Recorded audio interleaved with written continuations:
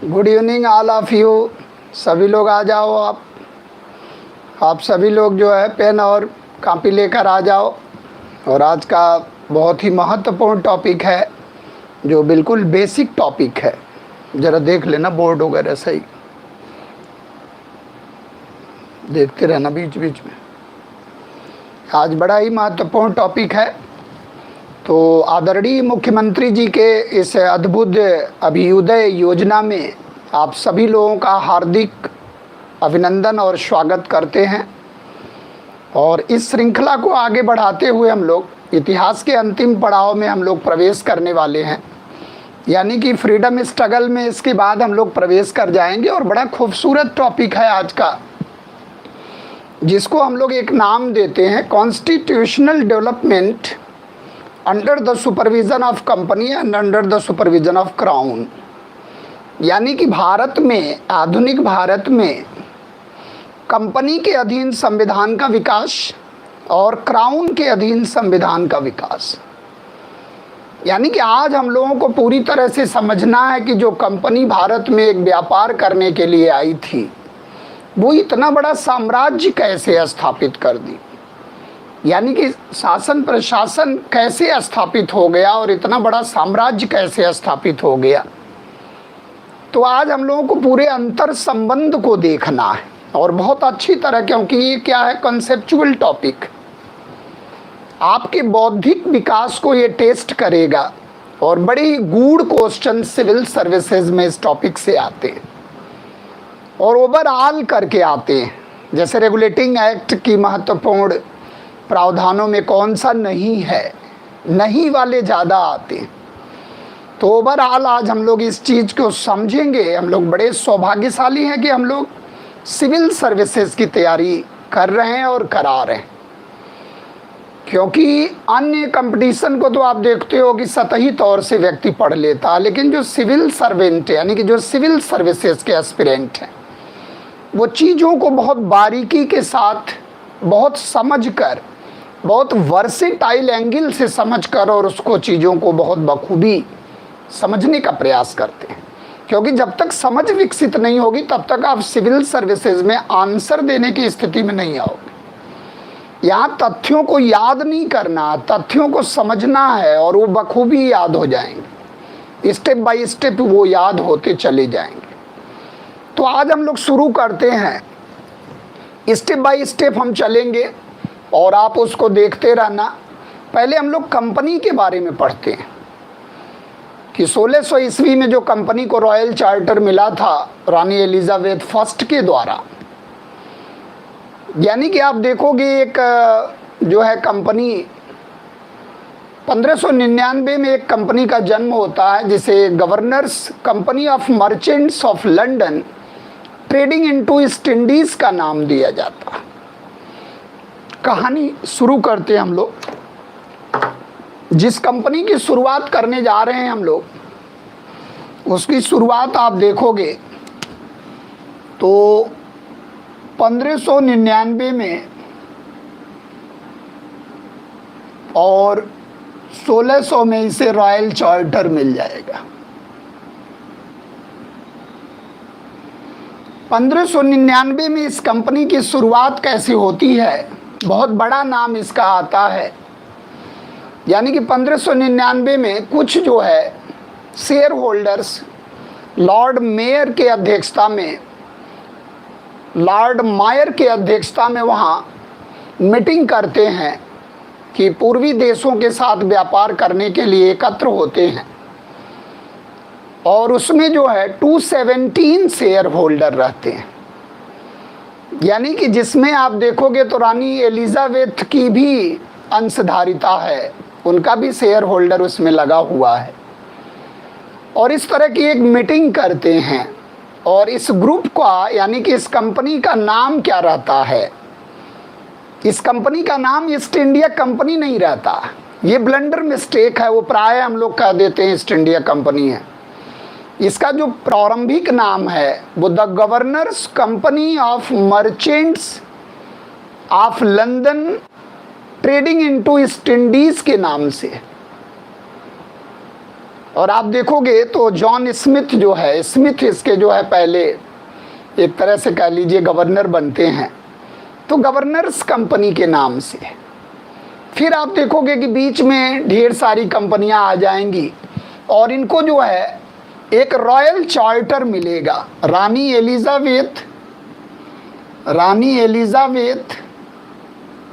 Elizabeth first के द्वारा इनको एक जो है शाही फरमान मिलेगा, यानी कि रॉयल चार्टर मिलेगा, यानी कि 15 वर्षों तक व्यापार करने के लिए, इनको 15 वर्षों तक व्यापार करने के लिए एक चार्टर मिला। इसके बाद आप देखोगे धीरे धीरे इनकी यात्रा शुरू हो जाएगी और फिर जो है 1603 में रानी एलिजाबेथ की जब डेथ हो जाती है तो जेम्स फर्स्ट आ जाते हैं और जेम्स फर्स्ट इसे जो है 1609 में निरंतर बना देते हैं, यानी कि इसको शाश्वत बना देते हैं। जो 15 वर्षों के लिए था वो फाउंडेशन हटा देते हैं। इसके बाद आप देखोगे कि कुछ और कंपनियां आती हैं, जैसे 1688 में आप देखोगे एक आएगी न्यू कंपनी, एक न्यू कंपनी आएगी। और 1698 में आप देखोगे 1698 में एक जनरल सोसाइटी करके कंपनी आती है, जनरल सोसाइटी करके एक कंपनी आती है। और इसी वर्ष एक कंपनी और आती है English company of London trading into east Indies, English company of London trading into east Indies करके एक कंपनी आती है। ध्यान से आप सुनना और फिर नोट करना, ट्रेडिंग इनटू ईस्ट इंडीज, यानी कि कई कंपनियां आती हैं। औरंगजेब के समय में आप देखोगे तो ढेर सारी कंपनियां आ जाती हैं और इन कंपनियों की जो माली हालत है वो बड़ी खराब रहती है, इनका जो आर्थिक कंडीशन है वो बहुत खराब रहती है, जिसके कारण ये कंपनियां जो है एक में विलय कर जाती हैं और फिर एक नाम निकल कर आता है, यानी कि 1708 में इसका नाम बन के आता है United company of London trading into east Indies नाम आता है। अब गौर करना आप, यानी कि औरंगजेब के डेथ के बाद, याद रहेगा कॉन्सेप्ट आपको, 1708 में इन कंपनियों का विलय हो जाता है, यानी कि न्यू कंपनी और जनरल सोसाइटी और इंग्लिश कंपनी और ये सारी कंपनियां एक में विलय हो जाता है और इसको एक नया नाम दिया जाता है United company of London trading into east Indies के नाम से ये कंपनी आती है। और ये कंपनी आर्थिक रूप से बहुत ताकत के रूप में उभरती है और यहाँ से आप देखोगे इसकी आर्थिक संपन्नता जो है ये बहुत ज़्यादा जो है यहाँ से एक तरह से व्यापार करके और लंदन में ले जाएगी, तो बड़ी ताकत के रूप में उभरती है। इसके बाद आप देखोगे कि 1700 यानी कि 1833 के चार्टर एक्ट में, 1833 के तीसरे चार्टर एक्ट में इस कंपनी का नाम क्या पड़ जाता है, EIC, ईस्ट इंडिया कंपनी का नाम हो जाता है। और यह कंपनी 1858 में क्राउन एक्ट के द्वारा खत्म हो जाती है, इसकी यात्रा यहाँ समाप्त हो जाती है। तो हमें संवैधानिक विकास पढ़ना, हमें कॉन्स्टिट्यूशनल डेवलपमेंट पढ़ना, जो पॉलिटी के लिए भी महत्वपूर्ण है, क्योंकि ये सेक्शन क्या है, राज व्यवस्था में भी आप पढ़ते हो, वहाँ पॉलिटिकल यानी कि एक तरह से कॉन्स्टिट्यूशनल सर्वे करते हो और यहाँ आप हिस्टोरिकल दृष्टिकोण से देखते हो और वहाँ आप जो है कॉन्स्टिट्यूएंट असेंबली उस दृष्टिकोण से आप देखते हो संविधान सभा के गठन से पहले क्या संविधान का विकास हुआ, प्रस्तावना कहाँ से लिया गया और कैसे क्या है, सब पूरा वहाँ सोर्सेज आप देखते हो।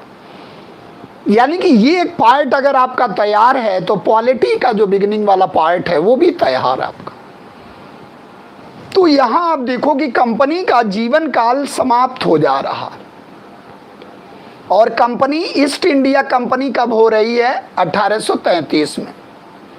जबकि हम लोग शुरू से मानते हैं क्या कि ईस्ट इंडिया कंपनी है, जबकि all companies are known as East India except East India company. पुर्तगाली East India company, Dutch East India company, Danish East India company, Swedish East India company, French East India company, but English East India company नहीं थी। लेकिन सामान्य रूप से हम लोग बोल देते हैं कि EIC बनाम बोलते हैं, हर जगह वही नाम देते हैं हम लोग, ईस्ट इंडिया कंपनी। तो कभी भी आधिकारिक रूप से अगर आ जाएगा कि ईस्ट इंडिया कंपनी, इसका नाम कब पड़ा? जब केंद्रीय शक्तियों का एकीकरण हुआ, यानी कि जब बंगाल का गवर्नर जनरल पूरे भारत का गवर्नर जनरल बन गया, यानी कि सेंट्रलाइजेशन ऑफ पावर, यानी कि भारत पे पूरा अधिकार हो गया अंग्रेजों का, क्योंकि एक्सटेंशन एंड कंसोलिडेशन चल रहा था। तो जब भारत पर पूरा अधिकार अंग्रेजों का हो गया, यानी कि पंजाब और सिंध को छोड़कर पूरे भारत पर उनका अधिकार हो गया, तब जो है गवर्नर जनरल भारत का गवर्नर जनरल कहलाया। तो आप एक चीज देखोगे कि पावर्स का सेंट्रलाइजेशन हो रहा, शुरू से ही आप देखोगे पावर्स का सेंट्रलाइजेशन हो रहा है, लेकिन वहां जाके आप देखोगे पूरी तरह केंद्रीकरण हो गया। यानी कि एक गवर्नर जनरल जो बंगाल में बैठेगा वो पूरे भारत का गवर्नर जनरल कहलाएगा। यानी कि मांग उठने लगी कि बंगाल के लिए अलग से एक गवर्नर जनरल नियुक्त किया जाए, क्योंकि अन्य प्रेसिडेंसी के लोग एतराज करने लगे। तो वहां जब मांग उठी तो वो आप देखोगे कि 1854 में लेफ्टिनेंट गवर्नर की नियुक्ति की जाती है बंगाल में। Andrew Fraser became the first LG of Bengal, यानी कि एंड्री फ्रेजर जो है बंगाल के पहले उपराज्यपाल यानी कि बनते हैं, लेफ्टिनेंट गवर्नर बनते हैं 1854 में, under the provision of 1853 charter act. तो हम लोगों को संवैधानिक विकास पढ़ना, यानी कि कंपनी का जीवन काल शुरू हो रहा है कब? यानी कि कंपनी को आप देखो कि ट्रेड मोनोपोली मिली है कब? 1600 ईस्वी में, और कंपनी की ट्रेड मोनोपोली छिड़ गई है कब? 1813 में। तो संवैधानिक विकास का मतलब क्या है कि एक एक स्टेप का हम लोग डेवलपमेंट पढ़ेंगे। केवल प्रावधान याद कर लेने से नहीं कुछ होगा। पिट्स इंडिया एक्ट में ये कहा गया, वो ऑटोमेटिकली याद हो जाएगा, लेकिन जब तक आप लिंक नहीं करोगे, क्योंकि कहीं भी आप देखोगे शासन करने के लिए लॉ मेकिंग बॉडी होना चाहिए, जुडिशियरी होना चाहिए, एग्जीक्यूटिव बॉडी होना चाहिए। यानी कि कानून कौन बनाएगा, उसका क्रियान्वयन कौन करेगा, चाहे वो घर का शासन हो, चाहे विदेश का शासन हो, चाहे दुनिया में कहीं का भी शासन हो, कम से कम 3 प्रकार की बॉडी तो चाहिए ही। एक कानून का निर्माण करे, एक उसको लागू करवाए, और एक उसकी व्याख्या करे बने हुए कानून के। तो ऐसी मतलब लंदन को ये आवश्यकता हुई कि वो कैसे कंट्रोल ओवर करे कंपनी, क्योंकि कंपनी तो अपनी मनमानी करने लगी, लूटपाट करके माल ले जा रही है और उनको पता ही नहीं चल रहा। और वहाँ उनके ऊपर कहा जा रहा है कि नवाब आ गए, बाबू आ गए वहाँ से कमा के, और ढेर सारा आप देख रहे हो कि कंपनी के पदाधिकारी माला माल हो गए, लेकिन कंपनी बदहाल हो गई। इस पैराडॉक्स का पर्दाफाश करने के लिए रेगुलेटिंग एक्ट आएगा। क्योंकि आप देखो किसी घर में 2 IAS हो, किसी घर में 2 इंजीनियर हो, और घर की माली हालत सही ना हो, बाहर से घर देखने पर एकदम बिल्कुल हड़प्पा सभ्यता की खुदाई की तरह दिखे, तो इसका मतलब आपको क्या लगेगा कि घर वाले तो माला माल है, लेकिन घर तो बिल्कुल बदहाल है, क्योंकि घर तो बाहर से ही देख कर लग जाएगा कि घर कैसा। तो कंपनी की हालत डे बाई डे क्या बदतर होती चली जा रही थी, दिवालिया हो गई कंपनी। आप देखो कि 1772 में डिक्लेयर कर दी कंपनी कि हम सरेंडर कर गए हैं, दिवालिया हो गए। लेकिन कंपनी के जो ब्यूरोक्रेट्स हैं, कंपनी के जो पदाधिकारी हैं, जो गवर्नर हैं, जो अन्य ब्यूरोक्रेट्स हैं, वो तो माला माल हैं, वो तो लूटपाट करके ले जा रहे हैं। लेकिन वहाँ कोर्ट ऑफ डायरेक्टर्स को पता ही नहीं चल रहा, शेयर होल्डर्स को पता ही नहीं चल रहा, निजी व्यापार कर रहे हैं अपना ही। तो ये चीज़ हमें समझना है कि कंपनी की यात्रा 1600 में शुरू हो रही है और कंपनी जो है 1858 के क्राउन एक्ट में आते आते ख़त्म हो जा रही। यानी कि अंग्रेज जो है, यानी कि ब्रिटिश गवर्नमेंट, यानी कि क्राउन कंपनी को ही समाप्त कर दे रहा। अब आप देखोगे क्राउन और ब्रिटिश गवर्नमेंट यानी कि ब्रिटिश संसद के बीच आप देखोगे कैसे अधिकारिता चलती है और कैसे गवर्निंग बॉडी के रूप में यहाँ जो है शासन नियंत्रण किया जाता है। उसी को नियंत्रण को लेकर आप देखोगे समय समय पर संवैधानिक विकास होगा, कॉन्स्टिट्यूशनल डेवलपमेंट होगा। तो हम समझ रहे हैं कि ये चीज़ आप समझ गए हो कि कंपनी जो है शुरुआत में गवर्नर्स कंपनी थी, फिर ढेर सारी कंपनियां बीच में आई और ये कंपनियां मर्ज कर गईं, फिर यहाँ से लेकर ये कंपनी ताकत के रूप में उभरती है और इसके बाद ये पूरा भारत में आप देखोगे व्यापार वाणिज्य का विस्तार करती है, क्योंकि इसी दौर में मुगल वंश का पतन होना शुरू हो गया, जो कंपनी के लिए एक प्लस पॉइंट था। केंद्रीय सत्ता कमज़ोर होने लगी, जो कंपनी के लिए और प्लस पॉइंट था। और ऐसे ही समय में आप देखोगे कर्नाटक युद्ध हुआ, यानी कि अंग्रेज़ों और फ्रांसीसियों के मध्य, उसमें इन्हें विजय मिली। फिर प्लासी की लड़ाई हुई, उसमें इन्हें विजय मिली। फिर बेदारा का युद्ध हुआ, डचों को इन्होंने पराजित किया। फिर बांडीवास की लड़ाई हुई, फ्रांसीसियों को इन्होंने पराजित किया। फिर जो है अब्दाली से लड़ाई हो गई, पानीपत का तृतीय युद्ध हो गया, मराठे पराजित हुए। फिर आप देखोगे कि बक्सर की लड़ाई हुई और 1764 में जो बक्सर की लड़ाई हुई वो सर्वाधिक निर्णायक सिद्ध हुई। और उसके बाद रॉबर्ट क्लाइव जब आता है दूसरी बार, तो उसके द्वारा द्वैध शासन की स्थापना हो जाती है, यानी कि डुअल गवर्नमेंट। निजामत और दीवानी को लेकर कि राजस्व की वसूली कौन करेगा और शासन प्रशासन कौन चलाएगा, इसको लेकर भारत में द्वैध शासन की शुरुआत हुई, जिसमें बहुत ज़्यादा बंगाल को लूटा गया। और यहीं से आपके 1773 के रेगुलेटिंग एक्ट की पृष्ठभूमि बन जाएगी। यानी कि 1765 में इलाहाबाद की संधि हो जाएगी, दीवानी इन्हें मिल जाएगा। बंगाल, बिहार और उड़ीसा की जब दीवानी इन्हें मिली तो शासन प्रशासन का तो कोई तजुर्बा है नहीं इनके पास, लेकिन राजस्व इनके पास आ गया, दौलत इनके पास आ गई, मैनेजमेंट रहा नहीं। तो ये दौलत लेकर लंदन जाने लगे, तो लंदन में विरोधी वर्ग पैदा होने लगा, जो इस बात को देखता था कि ये संपन्न होकर ब्यूरोक्रेट्स कहाँ जा रहे हैं, लंदन में जा रहे हैं। तो इन चीज़ों को हमें थोड़ा सा ध्यान रखना है कि what were the circumstances which were responsible for the regulating act, for the implementation of regulating act. Regulating act की पृष्ठभूमि क्या है, रेगुलेटिंग एक्ट के पारित होने के कारण क्या है, और फिर प्रावधान क्या है, और फिर परिणाम क्या है। 3 एंगल से हम लोग पढ़ेंगे। एक तो कारण, फैक्टर्स विच वेर रिस्पॉन्सिबल, और दूसरा क्या है, provisions of that particular act, और लास्ट क्या है, कॉन्सिक्वेंट, उसके मेरिट्स डिमेरिट्स क्या निकले, उसकी उपयोगिता क्या है, उसके परिणाम क्या है, उसकी विसंगतियां क्या हैं। उसी को देखकर आगे वाला अमेंडिंग एक्ट आएगा, पिट्स इंडिया एक्ट आएगा। तो हमें उस विचारधारा में आपको ले जाना है, इसलिए कंपनी को पूरी तरह समझना कि कंपनी ने अपने अन्य प्रतिद्वंदियों को पराजित करने के साथ ही साथ भारतीय शक्तियों को भी पराजित किया। और 1764 का जो एक तरह से कह लीजिए कि बक्सर की लड़ाई थी, उसमें अखिल भारतीय पराजय हुई, यानी कि समस्त शक्तियों की पराजय हुई 1764 की लड़ाई में। अवध का नवाब आप देखिए पराजित हुआ, बंगाल का पदमुक्त नवाब मीर कासिम पराजित हुआ, और सेंट्रल जो पावर था यानी कि मुगल बादशाह शाह आलम द्वितीय पराजित हुआ।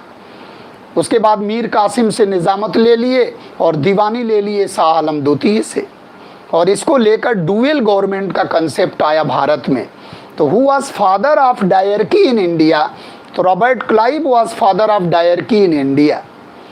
और who wrote a book particular famous renowned book on diarchy, that's was the Lionel कॉर्टियस।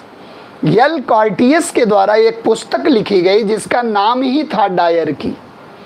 तो डायरकी पर आईएएस में बहुत क्वेश्चन आया कि द्वैध शासन क्या है। कई एंगल से आप द्वैध शासन को देखोगे। आप 1919 के भारत शासन अधिनियम में प्रांतों में द्वैध शासन देखोगे। आप 1935 के भारत शासन अधिनियम में केंद्र में द्वैध शासन देखोगे और प्रांत स्वतंत्र हो जाएगा। तो बहुत अच्छी तरह से हम लोग थोड़ा सा कोरिलेशन करके उसको पढ़ेंगे, लेकिन पहले वस्तु स्थिति समझ में आ जाए आपको। ठीक है, तो हम लोग आगे बढ़ते हैं, इससे अब समझाते हैं आपको।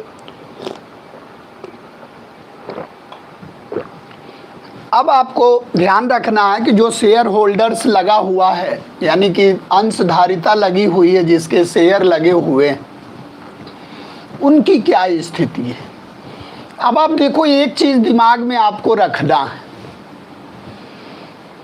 कि कभी भी आप देखोगे जो प्रशासन है, जो आप देखोगे जो शासन प्रशासन है, तो जब परिवर्तन होगा तो दो चीज़ों को हमें याद रखना है। एक तो ब्रिटेन में होगा, ब्रिटेन में चेंजेज आएंगे, यानी कि जिसको हम लोग क्या कहते हैं, गृह सरकार बोलेंगे। इस कंसेप्ट को समझना आप, होम गवर्नमेंट। और एक चेंजेज कहाँ आएंगे, भारत में आएंगे, भारत में परिवर्तन आएंगे, जहाँ आप देखोगे गवर्नर होगा, गवर्नर जनरल होगा। ये चेंजेज यानी कि what were the basic about the company, what were the basic factor about the company. जैसे आप कहते हैं court of proprietors, court of directors, board of control, these are the governing bodies. इनको हमें समझना पहले कि ये क्या है, कहाँ चेंजेज आ रहा। जैसे फॉर एग्जाम्पल मान लो कोई अंबानी है, टाटा है, और वो जा रहा है कहीं कंपनी खोलने, जो है मान लो अमेरिका में जा रहा है या अफ्रीका में जा रहा, तो जाहिर सी बात है कि एक प्रशासनिक बॉडी तो वहाँ होगी और एक प्रशासनिक बॉडी जहाँ से नियंत्रण होगा वो इंडिया में होगी। तो उसी तरह से लंदन में जब लंदन के लोगों को यहाँ रॉयल चार्टर के द्वारा भेजा गया, 217 शेयर होल्डर थे जिनकी पेडअप कैपिटल, जिनकी शेयर पूंजी, जिनकी अंशधारिता उसमें लगी हुई थी, और उन्हीं में से कोर्ट ऑफ डायरेक्टर्स का चुनाव होना था। उन्हीं में से आप देखोगे कि एक निदेशक मंडल मिलेगा जो लंदन में बन रही है ये बॉडी। और गवर्नर जनरल कहाँ आ रहा, कहाँ भेजा जा रहा, भारत में। सर्वोच्च न्यायालय की कहाँ स्थापना हो रही है, भारत में। तो ये चीज़ हमें ध्यान में रखना है कि कहाँ क्या चेंजेज आ रहे हैं। इस चीज़ को अगर हम ध्यान में रखेंगे तो अपने आप रेगुलेटिंग एक्ट पे पहुंच जाएंगे कि वो रेगुलेट क्यों करना चाह रहा है, वो गतिविधियों को ध्यान रखना, तो अपने आप रेगुलेटिंग एक्ट पे पहुंचोगे आप। अब आप देखो कि यहाँ जो गृह सरकार है यानी कि ब्रिटेन में, वहाँ आप देखोगे तो एक आएगा आपका जिसको हम लोग कहते हैं COP, और एक आएगा आपका COD। एक को हम लोग कहते हैं क्या, आम साझेदारों की सभा, या इसको हम लोग कहते हैं कोर्ट ऑफ प्रोपराइटर्स, यानी कि कोर्ट ऑफ प्रोपराइटर्स के नाम से है। और एक जो है कोर्ट ऑफ डायरेक्टर्स के नाम से, इसको समझना बेसिक बहुत ज़रूरी है, नहीं तो आप चल ही नहीं पाओगे इस टॉपिक में। ये जो है आम साझेदारों की सभा है जिनकी पूंजी लगी हुई है, और ये प्रारंभ में 217 थे। अब इसमें ये बताया गया कि जिसकी शेयर धारिता 500 पाउंड से ऊपर है वो बनाएगा, डायरेक्टर का चुनाव करेगा। यानी कि इन्हीं में से चुना जाता था किसको, कोर्ट ऑफ डायरेक्टर्स को, जिसमें आप देखोगे कि 24 निदेशक थे। यानी कि एक इसका CEO होता था, चीफ एग्जीक्यूटिव अफसर होता था, और एक इसका डिप्टी अफसर होता था, और 24 इसमें मेंबर होते थे। ये रेगुलेटिंग एक्ट से पहले की स्थिति बता रहे हैं, शुरू में ही है कंपनी गवर्न कैसे हो रही है। भारत में कंपनी को गवर्न कौन कर रहा है? Governor general. लेकिन उस पर कंट्रोल किसका है? ब्रिटिश क्राउन का है, ब्रिटिश संसद का है, कैबिनेट का है। और ये कौन कौन से लोग हैं, इनको समझना जरूरी है कि ये अंशधारिता वाले हैं जिनका शेयर लगा है, यानी कि ऑल आर शेयर होल्डर्स। अब आप इसको ऐसे समझो कि ऑल आर शेयर होल्डर्स, इनकी पूंजी लगी हुई है, ये सब जो है शेयर होल्डर हैं, शेयर होल्डर्स हैं। किसी की कम लगी हुई होगी, किसी की ज़्यादा लगी हुई होगी। और अब आप देखो कि ये जो आम साझेदार हैं, इनमें जिनका पूंजी जो है 500 पाउंड लगी हुई है, वो जो है बनाएंगे किसको? निदेशक का चुनाव करेंगे। और ये निदेशक जो है एक तरह से कह लीजिए कि पहले एक वर्ष के लिए चुने जाते थे। तो उसमें ये होता था कि परिवर्तन बहुत फास्ट होता था, तो उसमें समझ में ही नहीं आता था कि 1 वर्ष बने और फिर हट गए, फिर 1 वर्ष के अंतराल के बाद फिर आ गए जो है। तो इसको रेगुलेटिंग एक्ट में ये प्रावधान को थोड़ा सा आप देखोगे तो उसमें जो है थोड़ा चेंजेज किया जाएगा और वहाँ 500 पाउंड जो है 1000 पाउंड में बदल जाएगा, रेगुलेटिंग एक्ट। और ये जो 1 वर्ष का कार्यकाल इनका होता है, ये जो है 4 वर्ष का कार्यकाल हो जाएगा, जिसमें 25% मेंबर प्रति वर्ष सेवा मुक्त होते रहेंगे। यानी कि एक तरह से गुटबाजी न हो जाए, गुटबंदी न हो जाए, जिसके कारण उसमें ये प्रावधान किया गया कि 6 मेंबर जो है प्रति वर्ष चुने जाएंगे। तो ये चीज़ ध्यान रखना कि वोटिंग राइट्स किसको मिल रही है, जो 500 से 1000। पहले क्या था कि 500 पाउंड होना चाहिए और फिर क्या कर दिया गया उसे 1000 पाउंड जिसका शेयर है वो हैसियत रखता था वोट देने का, चुनाव करने का। किसका? कोर्ट ऑफ डायरेक्टर्स का। तो डायरेक्शन कौन दे रहा है? यानी कि पूंजी निवेश, यानी कि सबका इसी में से, यानी कि मेन बॉडी कौन है, स्वामी कौन है। यानी कि एक तरह से कह लो कि ये कंपनी जो आ रही है ईस्ट इंडिया कंपनी, इसका स्वामी कौन है, स्वामित्व कौन है। तो स्वामित्व किसके पास है? सीओपी के पास। और बार बार ये टर्मिनोलॉजी हम यूज करेंगे, सीओपी। और सीओडी क्या है कि ये डायरेक्शन दे रहा है, यानी कि निदेशक मंडल है, इसी के निर्देशन में काम हो रहा है भारत में। लेकिन किसके थ्रू हो रहा है? गवर्नर जनरल के थ्रू हो रहा है। यानी कि अगर गवर्नर जनरल में परिवर्तन आ रहा तो मैटर भारत का है, लेकिन अगर इसमें परिवर्तन आ रहा तो इसका मतलब ये ब्रिटेन का मैटर। जैसे आप देखोगे 1853 के चार्टर एक्ट में इनकी संख्या जो है 24 से घटाकर जो है और कर दी जाएगी जो है 18। तो वो जो परिवर्तन आएगा वो तथ्यात्मक चीज़ें हैं, वो आप धीरे धीरे याद कर लोगे। लेकिन पहले हमें बेसिक समझ में आए कि कोर्ट ऑफ डायरेक्टर्स कौन है, बोर्ड ऑफ कंट्रोल कौन है, कोर्ट ऑफ प्रोपराइटर कौन है। तो मौलिक संस्था क्या है? मौलिक संस्था है कोर्ट ऑफ प्रोपराइटर्स। तो ये चीज़ ध्यान रखना है। इसके बाद आप देखोगे एक संस्था का जन्म और होगा, सी यानी कि बोर्ड ऑफ कंट्रोल, जिसको हम लोग BOD कहते हैं। इसको हम लोग कहते हैं बोर्ड ऑफ कंट्रोल। ये याद रखना आपको। अब देखो कैसे शिकंजा कस रही है कंपनी। एक बैग तो नहीं कस देगी ब्रिटिश संसद, यानी कि क्राउन एक बैग नहीं कसेंगे शिकंजा, धीरे धीरे धीरे धीरे। यही संवैधानिक विकास है। अब इन पर ओवरऑल शिकंजा कसने के लिए अपने हाथ में कंट्रोलिंग ले रहा कौन? क्राउन। और क्राउन अपने हाथ में कंट्रोलिंग ले रहा। तो आप देखो यहाँ 6 आयुक्तों वाले एक नियंत्रक मंडल की स्थापना कर दिया गया। इसका नाम ही नियंत्रक मंडल। अब आप देखो इसका नाम क्या पड़ गया? Board of control. और इसका जन्म कब हुआ?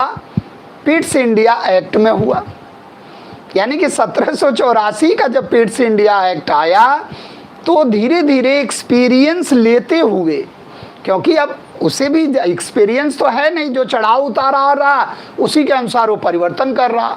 बहुत जल्दी जल्दी में रेगुलेटिंग बन गया, इसलिए उसमें ढेर सारी विसंगतियां आई।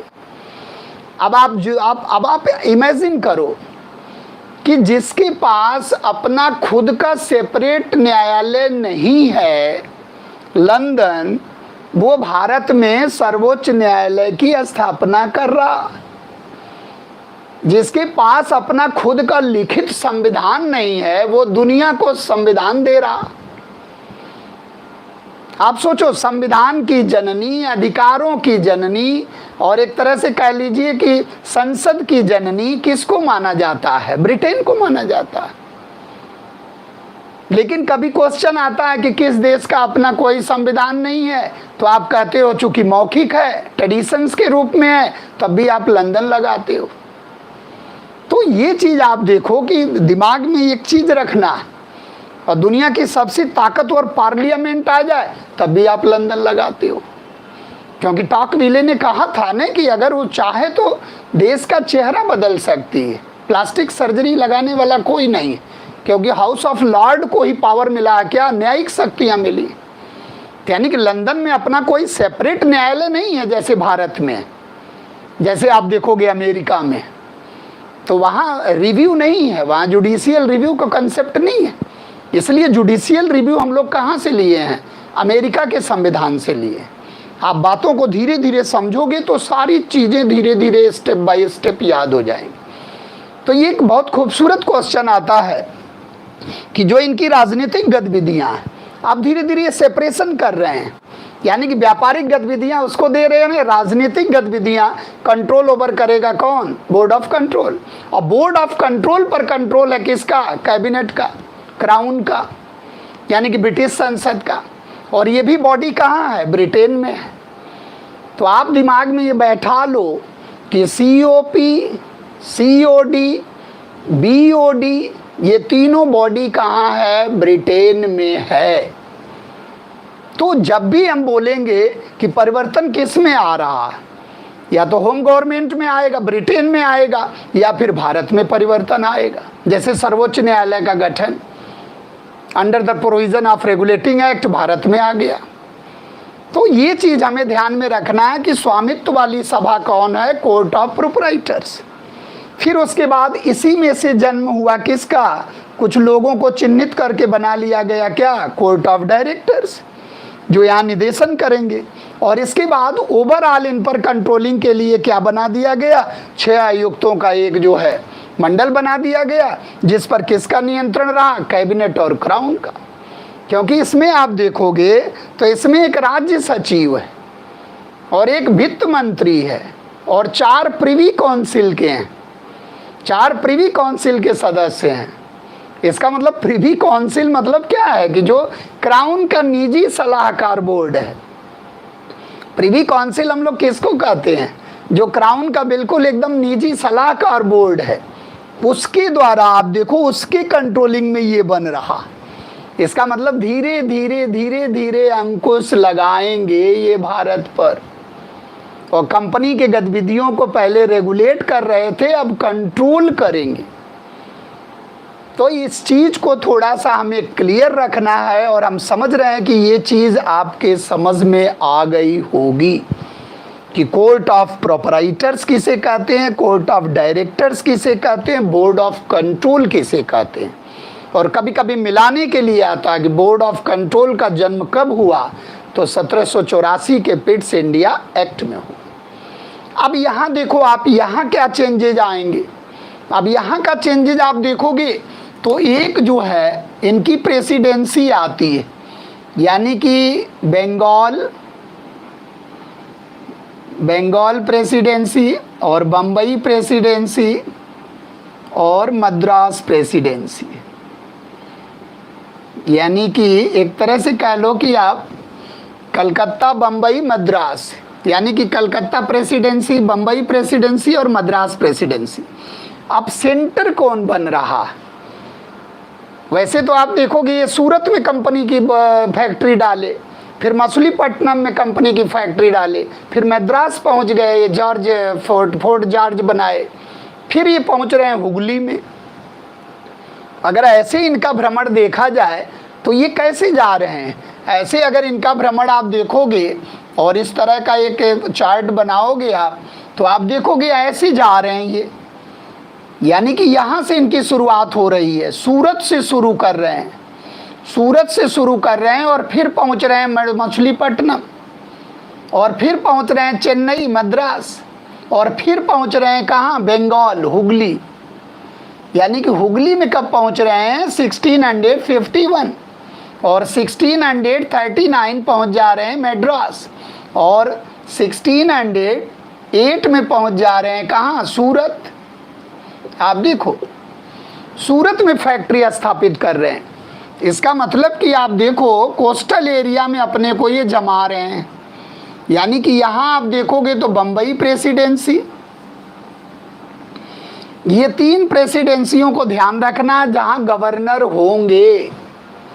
यानी कि यहाँ आप देखोगे गवर्नर होंगे हर जगह, लेकिन टारगेट किसको रखा जा रहा? क्योंकि प्लासी बक्सर की लड़ाई आप देखोगे तो 1764 की लड़ाई कहाँ है? बंगाल। यानी कि 1764 की जो बक्सर की लड़ाई हुई है पूरा, उससे आप देखो पूरा अधिकार आ गया, यानी कि दीवानी का पूरा अधिकार आ गया, और वहाँ से लूट खसोट शुरू होती है। और जब वहाँ से आप देखोगे लूट खसोट शुरू हो जाएगी, और वैसे तो आप देखोगे प्लासी से इनकी राजनीतिक सत्ता शुरू हो जाती है। तो भारत में अगर कंपनी का राजनीतिक जीवन देखना है तो 1757 के प्लासी के युद्ध के बाद शुरू हो जाते हैं। तो political activities of company started from the battle of Plassey, it was really started from the battle of Buxar. यानी कि 1600 से लेकर, और आप सोचो कि लगभग आप देखोगे 150 वर्षों तक कंपनी का चरित्र क्या रहता है? व्यापारिक रहता है, कॉमर्शियल एक्टिविटीज करती है कंपनी। यानी कि गवर्नर बनाने की कोई आवश्यकता नहीं है, कंपनी हमारा माल ले जा रही है और उसके बदले में सोना चांदी हमें दे रही है, और सोने चांदी का एक तरह से कह लीजिए सोने चांदी का चिड़िया के रूप में भारत फिर हो गया। लेकिन उसको हम लोग बुलियन कहते थे। और फिर देखो आपकी उपनिवेशवाद, यानी कि उपनिवेश कौन था? भारत इनका उपनिवेश था, और इस उपनिवेश का मूल उद्देश्य क्या था? शोषण करना। तो जब आप देखो कि प्लासी के बाद 1813 तक इनकी नीतियां क्या रही कि अब हम यहीं के पैसे से लगाकर और इन्हीं का प्रोडक्ट हम खरीद कर और उसको जो है ले जाएंगे लंदन। तो वेतन भत्ते के रूप में भी जा रहा है, पेंशन के रूप में भी जा रहा है, और इन्वेस्टमेंट के रूप में भी जा रहा है। और इसी को हम लोग कहते हैं क्या? धन का निष्कासन, यानी कि एक तरफा निर्यात, और उसके बदले में कोई आयात नहीं। तो अब आप देखो कि कैसा मतलब एक दौर बन गया। इसके बाद आप देखोगे तो वाणिज्यिक पूंजीवाद के बाद औद्योगिक पूंजीवाद का दौर शुरू हो जाएगा, जिसमें इनको इंटीग्रेटेड मार्केट बनाने की ज़रूरत है। ये वहीं से गाइडेड हो रहे हैं। सारी नीतियां जब आप पढ़ोगे, जैसे लॉर्ड हेस्टिंग को पढ़ोगे, विलियम बेंटिंग को पढ़ोगे, तो ये चीज़ देखना जरूरी है कि वो किस दौर की गवर्नर जनरल है। अगर ये चीज़ आपको समझ में आ गई तो आप उनके बारे में उनकी टेंडेंसी को देख लोगे। आप भाई, रेलवे का विकास अंग्रेजों ने तुरंत थोड़े ही न कर दिया। जब उनके पास अभूतपूर्व मात्रा में पूंजी आ गई तो वो टेलीग्राम रेलवे कर लगा रहे हैं, इंफ्रास्ट्रक्चरल डेवलपमेंट कर रहे हैं। पहले तो नहीं करते थे अंग्रेज। तो ये चीज़ हमें समझना है कि ये जो प्रेसिडेंसी का जन्म हुआ, जिसमें कौन सी प्रेसिडेंसी उभर रही है? यानी कि बंगाल प्रेसिडेंसी उभर रही। और 1757 के प्लासी के बाद आप देखोगे वहाँ गवर्नर की परंपरा बन रही। और वो गवर्नर की परंपरा कब तक रहेगी? और आप देखोगे कि गवर्नर की परंपरा वो रहेगी रेगुलेटिंग एक्ट तक, और उसके बाद गवर्नर जनरल बनने लगेंगे। तो एक ग्राफ देखकर हमें ये भी समझ लेना है कि कब गवर्नर जनरल बनते हैं, कब वायसराय बनते हैं। एक चीज़ को दिमाग में ये सेटअप कर लेना, जहाँ से आपको बहुत आप भूलते हो और प्राय उसको गलत ऑप्शन लगा देते हो। तो हम समझ रहे हैं कि यहाँ आप देख रहे हो तो यहाँ जो चेंजेज आएंगे, यानी कि कौन गवर्नर भेजा जा रहा है, कौन गवर्नर जनरल भेजा जा रहा है, सर्वोच्च न्यायालय की स्थापना कब हो रही है, उच्च न्यायालय की स्थापना कब हो रही है, ये सारे जो है फैक्ट कहाँ से जुड़ेंगे, भारत से जुड़ेंगे। यानी कि शासन प्रशासन अब जरूरी क्या है कि यहाँ गवर्नर बन रही है और गवर्नर की परिषद बन रही है। अब आप एक चीज गौर करो यहाँ, यानी कि गवर्नर बन रहा, फिर गवर्नर जनरल बनेगा, गवर्नर है फिर गवर्नर जनरल बनेगा, और गवर्नर जनरल बनेगा तो इसकी परिषद भी आएगी, काउंसिल इसकी होगी। अब इसकी परिषद होगी तो उसमें मेंबर भी होंगे, यानी कि 4 सदस्य और एक गवर्नर जनरल और 4 सदस्य। यानी कि पहले जो इसकी काउंसिल हुई, अब जाहिर सी बात है, तो हमने कहा ना कि कहीं घर से लेकर कहीं भी शासन करने के लिए हमें क्या चाहिए, लेजिस्लेटिव बॉडी चाहिए, एग्जीक्यूटिव बॉडी चाहिए और जुडिशियरी चाहिए। 3 चीज़ों की आवश्यकता पड़ेगी। तो भारत में कानून कौन बनाएगा और उसकी व्याख्या कौन करेगा और उसको लागू कौन करवाएगा, क्योंकि सर्वोच्च न्यायालय से पहले तो आप देख रहे थे सब काम यही करते थे, गवर्नर जनरल, गवर्नर और इनके जो है पार्षद। लेकिन आप देखो कि धीरे धीरे अब इन पर अंकुश लगाया जा रहा, क्योंकि कहीं ये न निरंकुश हो जाए। अब आप देखो कि कैसे इसकी विसंगतियां आएंगी कि रेगुलेटिंग एक्ट में क्या बताया गया है कि गवर्नर गवर्नर जनरल बन जाएगा, यानी कि जब गवर्नर गवर्नर जनरल बनेगा तो इट मीन्स मद्रास और बंबई प्रेसिडेंसी का भी उसका अधीक्षण का पावर उसको मिल जाएगा। तो एक चीज हमें दिमाग में रखना कि इसका मतलब उसके अधिकार क्षेत्र में इजाफा हो रहा है, लेकिन उसकी आंतरिक लड़ाई किससे है, अपने परिषद से है, क्योंकि निर्णय बहुमत से लिए जाएंगे। यानी कि जब तक 4 पार्षदों में 3 उसके पक्ष में नहीं रहेगा तब तक वो कोई वीटो का इस्तेमाल नहीं कर सकता। भाई कास्टिंग वोट तभी तो देगा, मत बराबर होने पर देगा।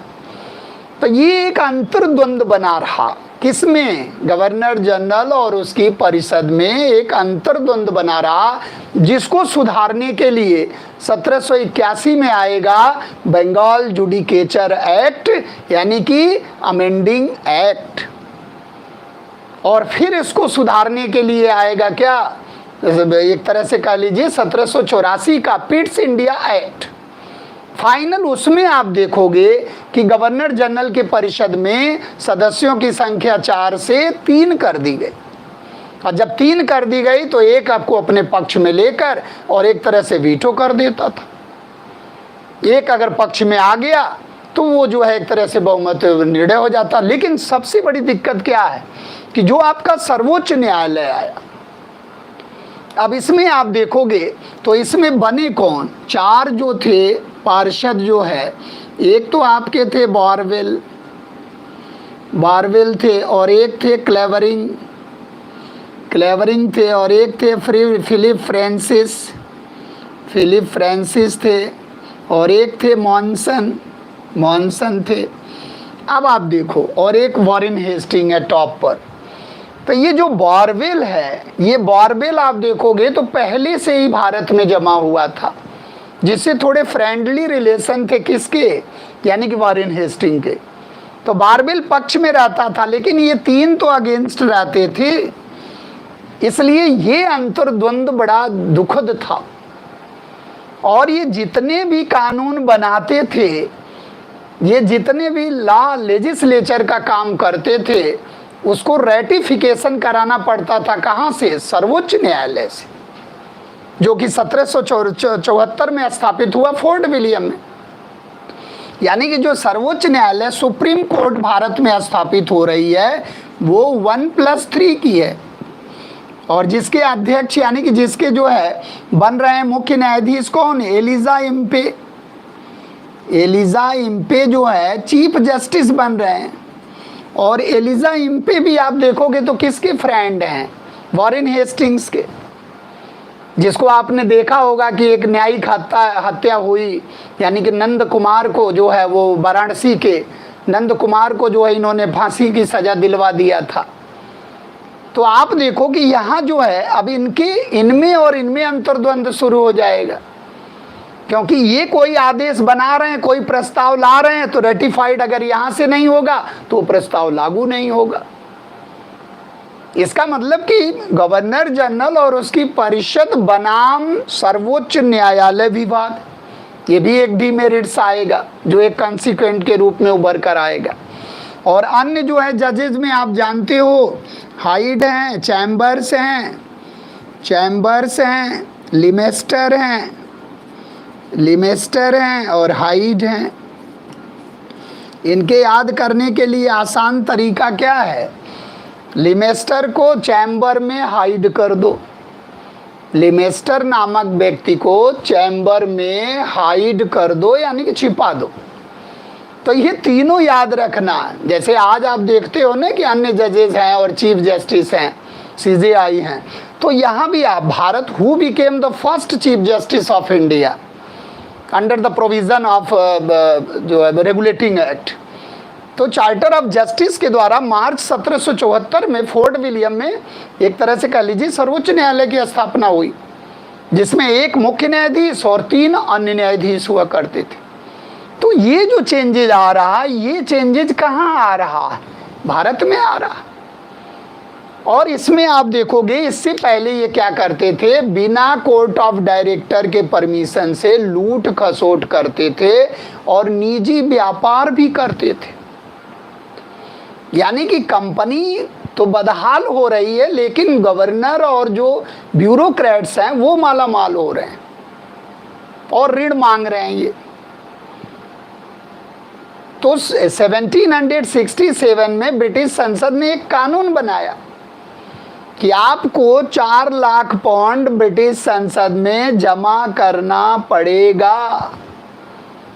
आप शेयर होल्डर्स को लाभांश दो, चाहे कुछ भी करो आप। अब देखो कैसी टेक्निक है, अब इससे पर्दाफाश हो जाएगा कि ये युद्ध कर रहा, कि नाजायज पैसा खर्च कर रहा, कि क्या कर रहा भारत में। इससे उसको एक तरह से कह लीजिए कि पता लगाने में जो है एक तरह से बहुत आसान हो जाएगा।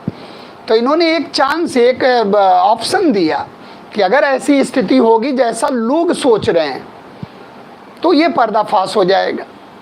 तो 67 में एक कानून बनाया गया, और 67 में कानून बनाया गया कि you have to deposit 4 lakh pounds in British parliament. लेकिन इनकी माली हालत तो खराब थी, तो ये क्या है कि 1772 में दिवालिया घोषित हो गए।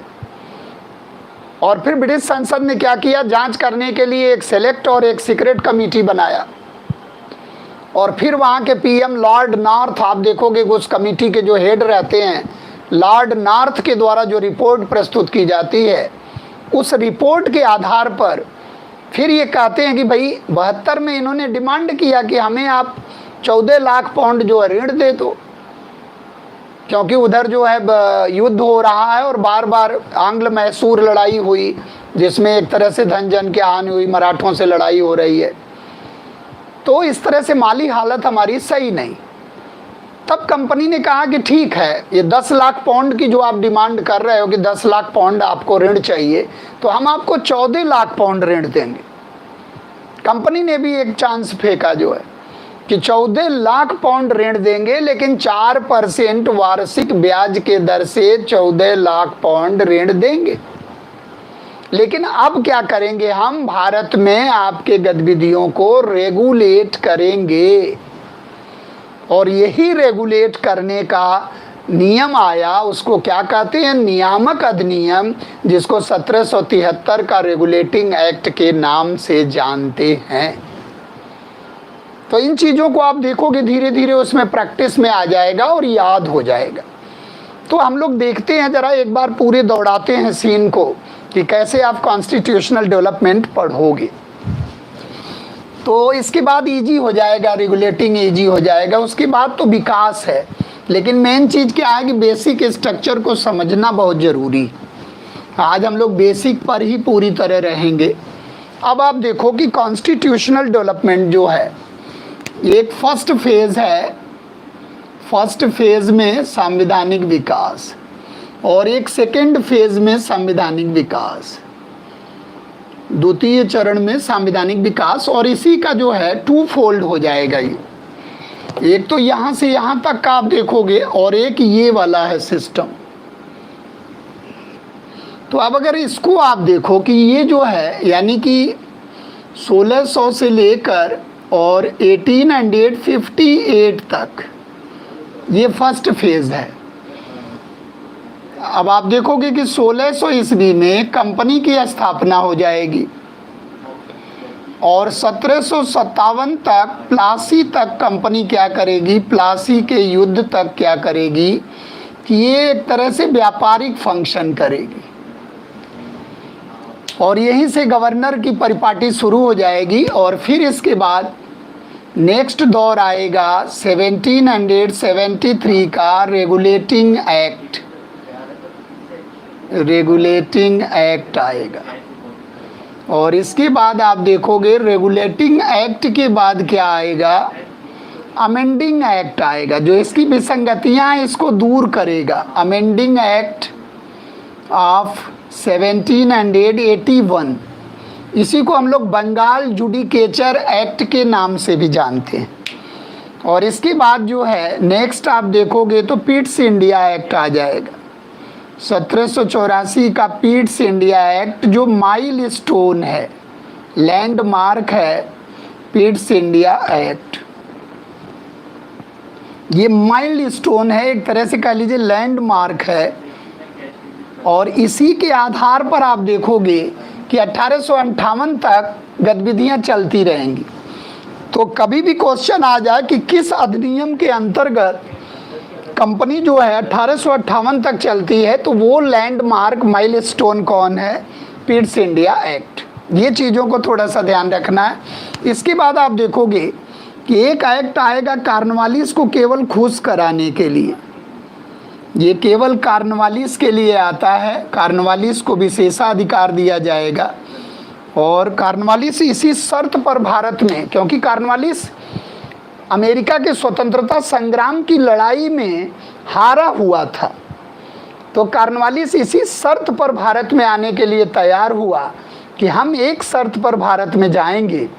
अब आप सोचो कि उस जमाने में सबसे बड़ा वेतन जो है मिलता था इनको, सबसे सर्वोच्च वेतन मिलता था, यानी कि 25,000 पाउंड जो है गवर्नर को मिलता था, 10,000 पाउंड उसके काउंसिलर को मिलता था यानी कि पार्षद को, और 8,000 पाउंड आप देखोगे जज को मिलता था, और अन्य जजेस को 6,000 पाउंड मिलता था उस जमाने में। आप सोचो, तो इसका मतलब एक होड़ लगी हुई थी कि कौन जाएगा। और ऐसे पद को इनकार कर देना, जब कार्नवालिस से पूछा गया तो उसने जो है इनकार कर दिया, बोले हमें नहीं चाहिए।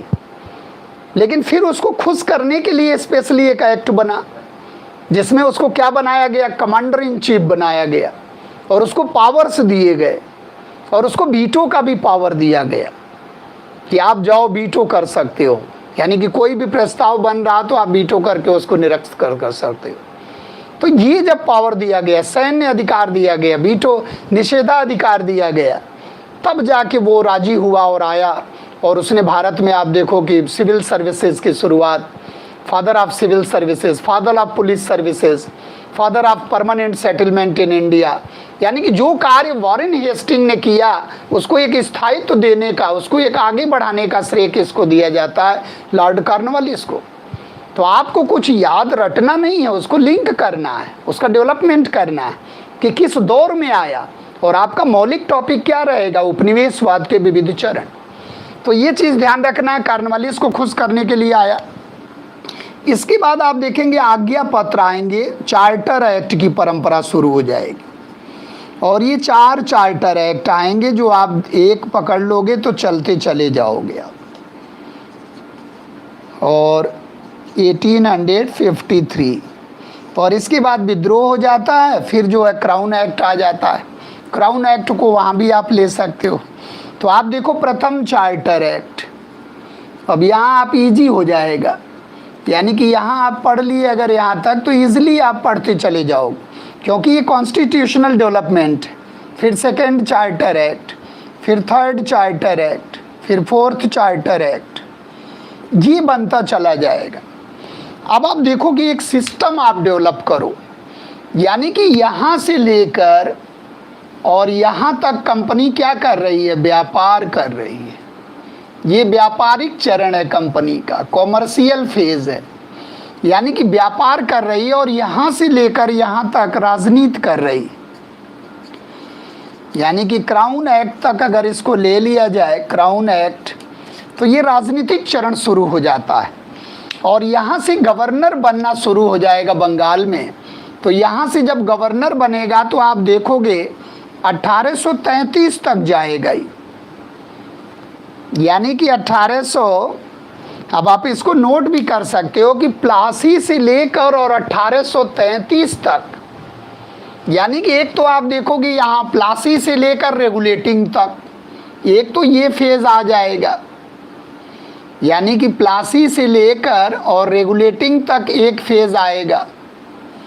तो ये क्या बनेगा, ये बंगाल में गवर्नर बनेगा, बंगाल में गवर्नर बनेगा। छोटा सा पद है, आप देखो बंगाल में गवर्नर, यानी कि अन्य जगह भी गवर्नर होते थे, मद्रास में भी, बम्बई में भी, बंगाल में भी। इसके बाद आप देखोगे जब इसका पावर बढ़ेगा तो ये क्या कहलाएगा, बैठेगा बंगाल में ही, लेकिन बंगाल में बंगाल का क्या कहलाएगा, गवर्नर जनरल कहलाएगा। अब आप देखो बहुत इजीली आप इसको ध्यान रखना, जनरल, यानी कि गवर्नर जनरल जब ये हो जाएगा तो अन्य प्रेसिडेंसियों पर इसकी अधिकारिता बढ़ जाएगी। पूरी तरह तो नहीं बढ़ेगी, पूरी तरह तो पिट्स इंडिया एक्ट में आप देखोगे, लेकिन कुछ मामलों में ये अधीक्षण का इसको पावर दिया गया, क्योंकि अगर पूरी तरह अगर इसको दे दिया जाएगा तो ये डिस्पोटिक हो जाएगा, यानी कि निरंकुश हो जाएगा, तो ये मनमानी करने लगेगा अपनी, तो इसलिए थोड़ा सा अंकुश लगाया गया। तो आपको ध्यान रखना है कि 1757 प्लासी से लेकर रेगुलेटिंग तक बंगाल में गवर्नर हैं, और फिर रेगुलेटिंग से लेकर और 1833 तक बंगाल में गवर्नर जनरल हैं। फिर 1833 से लेकर और 1858 तक क्या बनेंगे, भारत में गवर्नर जनरल बनेंगे, भारत में गवर्नर जनरल बनेंगे। अब ध्यान रखना आपको, यानी कि हमने क्या चेंज कर दिया, गवर्नर जनरल तो सेम है, भारत का नाम ले लिया हमने, यानी कि जो बंगाल वाला गवर्नर जनरल है उसको एक तरह से कहा गया कि वो पूरे भारत का गवर्नर जनरल बनेगा। यानी कि अगर उस लिहाज से देखा जाए, यानी कि वो परंपरा वहाँ ब्रेक हो जाएगी। यानी कि लॉर्ड डलहौजी को देखा जाए तो उस परंपरा के हिसाब से वो लास्ट होना चाहिए, क्योंकि लेफ्टिनेंट गवर्नर की आ गई बारी जो है, तो जब लेफ्टिनेंट गवर्नर वहाँ बनने लगा तो इसका मतलब कि वो गवर्नर नहीं रहा लॉर्ड कैनिंग वहाँ का। तो लॉर्ड कैनिंग भारत का, यानी कि एक तरह से कह लीजिए ब्रिटिश भारत का प्रथम वायसराय बनेगा और भारत का जो है अंतिम गवर्नर जनरल बनेगा। तो ये चीज़ों को एक ग्राफ के अंतर्गत हम फिर इसको समझाएंगे पूरा, क्योंकि यहाँ आप देखोगे कि रॉबर्ट क्लाइव यहाँ से शुरू होगा। यानी कि आपसे पूछा जाए who became the first governor of Bengal, Bengal का पहला गवर्नर कौन बना, रॉबर्ट क्लाइव, क्लियर। अब फिर पूछा जाए कि बंगाल का अंतिम गवर्नर कौन बना, तो बंगाल का अंतिम गवर्नर जो बनेगा वही बंगाल का पहला गवर्नर जनरल भी बनेगा।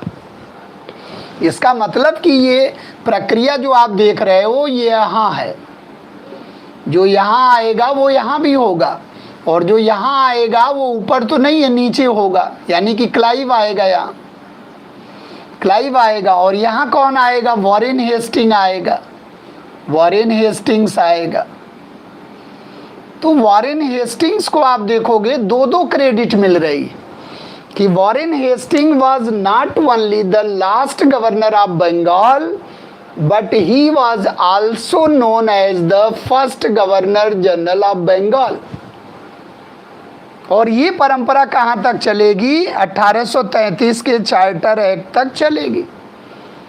यानी कि अब क्वेश्चन आएगा कि बंगाल का अंतिम गवर्नर जनरल कौन है। तो बंगाल का अंतिम गवर्नर जनरल जो होगा वही भारत का पहला गवर्नर जनरल बनेगा, यानी कि लॉर्ड विलियम बेंटिंक। अब आप देखोगे कि जो ये है चार्टर एक्ट, यानी कि यहाँ 2 क्रेडिट मिलेगी और एक ही व्यक्ति को मिलेगी, और वो कौन है? Lord William Bentinck. और ये क्वेश्चन बहुत आसान है कि लॉर्ड विलियम बेंटिंक भारत का पहला गवर्नर जनरल है, लेकिन यही बंगाल का अंतिम गवर्नर जनरल भी कहलाया। तो जब डेवलपमेंट आप पढ़ोगे तो चीज़ें अपने आप क्लियर होती चली जा रही कि कहाँ क्या प्रावधान किया जा रहा, कंपनी का एकाधिकार कहाँ खत्म हो रहा, कंपनी का एकाधिकार पूरी तरह कहाँ खत्म हो रहा। तो एकाधिकार आ जाए तो 1813 और पूरी तरह खत्म आ गया तो 1833। तो ये चीज़ों को थोड़ा सा आप ध्यान रखोगे, कोरिलेट करोगे तो ये चीज़ें अपने आप समझ में आ जाएंगी। बाद में भी इसको हम चार्ट बना के समझाएंगे, लेकिन पहले आप थोड़ा प्रैक्टिस करो। यानी कि डबल क्रेडिट एक ही व्यक्ति को मिल रही है। जैसे लॉर्ड विलियम बेंटिंक है तो वो 1833 से पहले भी है और 1833 के बाद भी है। तो जब 1833 से पहले है और बाद में है तो पहले परंपरा जो पहले वाली है वो इंड कर रही है और बाद में वही बन रहा भारत का गवर्नर जनरल, और फिर ये परंपरा इंड करेगी। तो फिर जब ये परंपरा इंड करेगी तो कौन आएगा? लॉर्ड कैनिंग आएगा।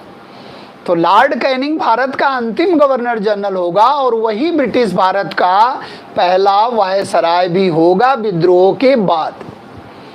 तो ये चीज़ों को थोड़ा सा आप समझोगे तभी ये सब चीज़ें क्लियर होंगी और तभी ये सब चीज़ें समझ में भी आएंगी। अब आप देखो अंडर द क्राउन एक्ट, अब यहाँ से आप देखोगे तो ये जो है इसको भी हम लोग 2 भागों में बांटेंगे। और यहाँ जो आप एक्ट देख रहे हो 1858 का क्राउन एक्ट। अब धीरे धीरे आप देखो कि इन्होंने क्या किया कि अपने हाथ में ही सत्ता ले लिया। अब आप देखो ये कितने मतलब सिस्टमैटिक चल रहे हैं। जिनका खुद का संवैधानिक विकास नहीं है वो भारत में संवैधानिक विकास डेवलप कर रहे हैं। हमारे यहाँ तो जो संविधान बना वो एक कॉन्स्टिट्यूएंट असेंबली के द्वारा बना, 2 वर्ष 11 महीने 18 दिन लगे। लेकिन इनके यहाँ तो आप देखो कि एक तरह से परंपराओं के रूप में संविधान का डेवलपमेंट हो रहा, और ये हमारे यहाँ लिखित रूप में संविधान का डेवलपमेंट कर दिए। तो ये चीज़ें आप देखो कि क्राउन एक्ट धीरे धीरे कंपनी पर अंकुश लगाते लगाते लगाते लगाते आप देखो यहाँ 20 वर्ष बढ़ाया गया, यहाँ 20 वर्ष बढ़ाया गया, यहाँ 20 वर्ष बढ़ाया गया। और ये यहाँ क्या लिखा गया कि अब कंपनी का कार्यकाल ब्रिटिश संसद के इच्छा पर निर्भर करेगा। ब्रिटिश संसद जब चाहेगी कंपनी के कार्यकाल को समाप्त कर देगी। और विद्रोह का बहाना मिल गया, और जब विद्रोह का बहाना मिल गया तो पूरा कंपनी को ख़त्म कर दिया। तो बोर्ड ऑफ प्रोपराइटर भी ख़त्म, कोर्ट ऑफ डायरेक्टर भी ख़त्म और बोर्ड ऑफ कंट्रोल भी ख़त्म। यानी कि कंपनी का जो द्वैध शासन शुरू हुआ पिट्स इंडिया एक्ट से, वो कहाँ जाके एंड किया? क्राउन एक्ट पर। और फिर इन्होंने एक अलग संस्था बनाया जिसको हम लोग इंडिया हाउस कहते हैं, यानी कि भारत परिषद कहते हैं। अब भारत परिषद का जन्म होगा कहाँ? यहाँ होगा। यानी कि 15 सदस्यीय भारत परिषद आ जाएगी। अब दिमाग में ये रखना है कि जो इंडिया हाउस है ये कहाँ है? ये भी लंदन में है। और यहाँ से वायसराय की परंपरा शुरू हो रही है। जो आपने पढ़ा है कि 1858 के क्राउन एक्ट का परिणाम क्या निकला? कंपनी का जीवन काल खत्म, गवर्नर जनरल वायसराय के रूप में संबोधित हो गया, यानी कि और उसकी लॉयल्टी आने लगी, फेथफुलनेस बढ़ने लगा। तो आप एक तरह से देखो कि यहाँ 15 सदस्य, इसमें भी 8 क्राउन के द्वारा मनोनीत हो रहे हैं। यानी कि इसमें भी आप देखोगे तो 8 सदस्य क्राउन के द्वारा और 7 सदस्य जो डायरेक्टर्स हैं, जो एक तरह से कह लीजिए कि डायरेक्टर सभा तो खत्म हो गई, लेकिन उनको थोड़ा सा सम्मान देने के लिए 7 सदस्य वहाँ से हो रहे हैं मनोनीत। अब सवाल ये उठा कि भारतीय मांग करने लगे कि भाई अब हम डायरेक्ट ब्रिटेन की प्रजा बन गए, तो हमारा प्रतिनिधित्व होना चाहिए कहाँ, इंडिया हाउस में। तो इसलिए इस दौर को हम लोग क्या कहते हैं कि रिप्रेजेंटेटिव मूलक, यानी कि प्रतिनिधि मूलक गवर्नमेंट की बात करते हैं। और आप देखोगे एक अमेरिका क्रांति का नारा रहता है कि नो रिप्रेजेंटेशन विदाउट टैक्सेशन, यानी कि without taxation there is no representation. हमारा रिप्रेजेंटेशन नहीं मिलेगा तो हम टैक्स नहीं देंगे जी। आप देखो अमेरिका की क्रांति का नारा रहता है, और ये अल्टीमेटली आप देखते हो कि हमारे यहाँ कहाँ लगाया गया, कांग्रेस ने लगाया ये नारा जब सेकेंड इंडियन काउंसिल एक्ट बन रहा था। तो ये जो क्राउन एक्ट है, इसमें आप 1 नवंबर को देखोगे तो इलाहाबाद के मिंटो पार्क में रानी विक्टोरिया ने पूरा जो है पढ़ा, जो है लॉर्ड कैनिंग ने रानी विक्टोरिया का पूरा संदेश पढ़ा भारत के जनता के लिए कि अब हम यहाँ से क्या करेंगे, उत्तरदायी शासन देंगे। अब यहाँ से हम जो है, अब यहाँ से जो है एक तरह से शासन का कार्यभार अपने ऊपर हम ले रहे हैं। तो ये चीज़ हमें ध्यान में रखना है। इसीलिए इस एक्ट को कहते हैं क्या, act for the betterment of India. इसको क्या कहते हैं कि भारत के बेहतरी के लिए बनाया गया एक अधिनियम था। तो ये चीज़ ध्यान रखना। इसके बाद आप देखोगे तो भारत परिषद अधिनियम की परंपरा शुरू हो जाएगी। भारत परिषद अधिनियम, और पहला इंडियन काउंसिल एक्ट बना 1861, और इस समय आप जानते ही हो। अब आप देखो कि पहला लॉ कमीशन भारत में कब गठित हो रहा, 1833। लॉर्ड मैकाले उसका हेड बन रहा, और Lord Macaulay was first of all conceived by the IPC, यानी कि लॉर्ड मैकाले की देन है क्या, इंडियन पेनल कोड। लेकिन इंडियन पेनल कोड को बनाने में कितने दिन लगे, 3 दशक लग गए। और इंडियन पेनल कोड को व्यवहारिक रूप मिल रहा कहाँ, 1860-61 में लॉर्ड कैनिंग के समय में। और लॉ कमीशन आ रहा कहाँ, 1833 में। फिर लॉ कमीशन आएगा इंग्लैंड वाला कहाँ, 1853 में। तो आवश्यकता आविष्कार की जननी है। जहाँ जहाँ इनको गतिरोध मिलता गया वहाँ वहाँ वो उसके हिसाब से डेवलपमेंट करते गए। तो इन चीज़ों को थोड़ा सा हमें ध्यान रखना पड़ेगा कि कैसे कैसे हम इसको डेवलप करेंगे और कैसे कैसे चीज़ों को हम याद करेंगे।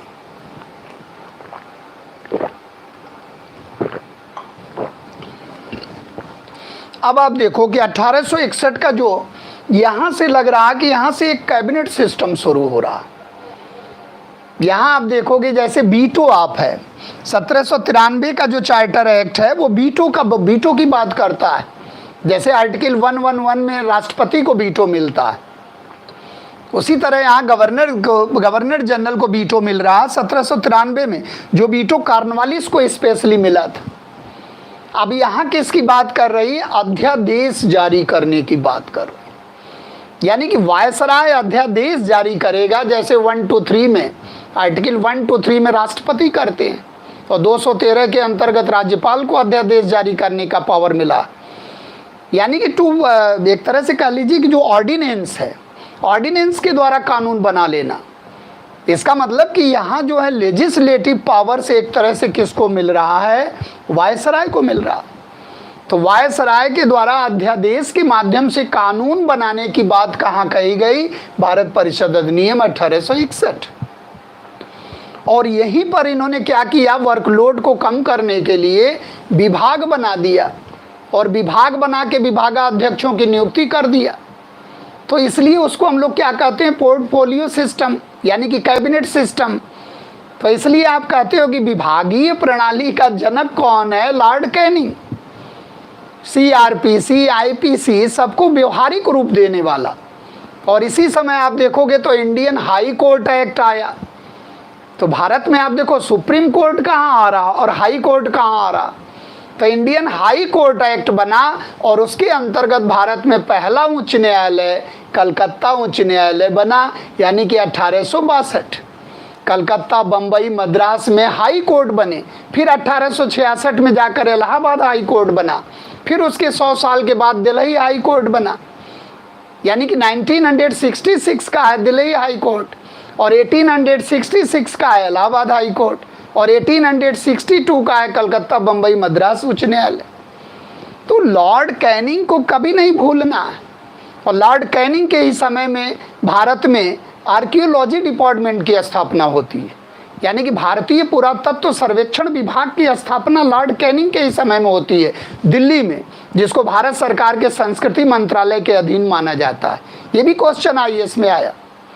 तो लॉर्ड कैनिंग को हम कैसे भूल सकते हैं कि ये भारत का अंतिम गवर्नर जनरल और यही भारत का ब्रिटिश भारत का पहला वायसराय बन रहा है।